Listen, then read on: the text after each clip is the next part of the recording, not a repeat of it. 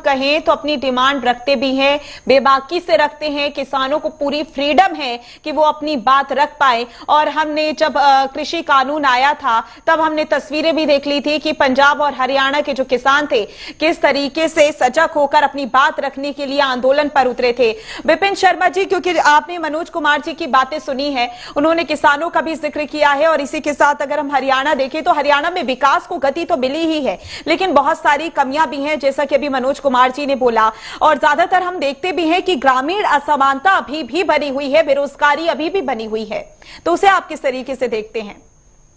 देखिए, ये भी बड़ा अहम विषय है। और सर्वप्रथम तो मैं ये बोलूंगा कि अगर हम किसानों की बात करते हैं, वो देश का अन्नदाता है, उसको हम नमन करते हैं, सलाम करते हैं। और यहाँ पर हरियाणा के किसान हो चाहे पंजाब के किसान हो, निश्चित बात है कि उनका जो योगदान है उसको आप कभी भी नजरअंदाज नहीं कर सकते, बड़ी अहम भूमिका निभाते हैं। तो यहाँ पर जो हम एक डिवाइड की बात कर रहे हैं between the rural and the urban, यहाँ पर हरियाणा में, क्योंकि अगर आपको चौतरफा विकास चाहिए, तरक्की चाहिए कि यहाँ पर बिल्कुल एक खुशहाली का माहौल हो, तो यहाँ पर हर दिशा में सोच जानी चाहिए। और मैं उसको खामियां नहीं बोलूंगा, उसको बोलूंगा चुनौतियां हैं यहाँ पर हरियाणा के सामने।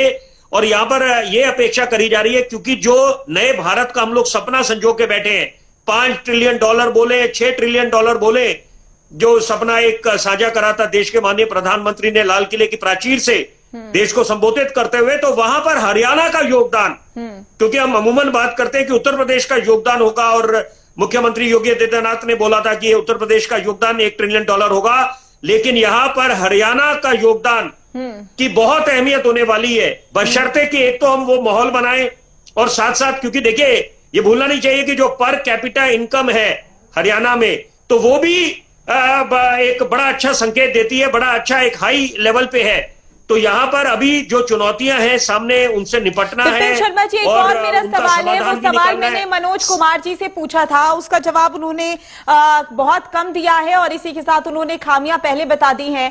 विपिन शर्मा जी, मैंने विचार की बात कही थी, किसी भी विचार को बदलने का एक समय होता है, एक पॉइंट होता है, वहां से विचार बदलना शुरू हो जाते हैं। खेलों को प्रोत्साहन दिया जा रहा है और आज के समय पर हरियाणा विकास की ओर आगे भी बढ़ रहा है, लेकिन कहा जाता है कि सोच को बदलना बहुत ज्यादा मुश्किल होता है। और आज के समय पर हम देखें तो महिलाओं को बहुत ज्यादा आगे बढ़ाया जाता है और यह बहुत बड़ी बात हो जाती है हरियाणा जैसे प्रदेश में, जैसे पहले तस्वीर थी। तो वो जो विचार बदलने की प्रक्रिया थी, वो कहां से शुरू हुई थी, कैसे धीरे धीरे हरियाणा का विचार बदला?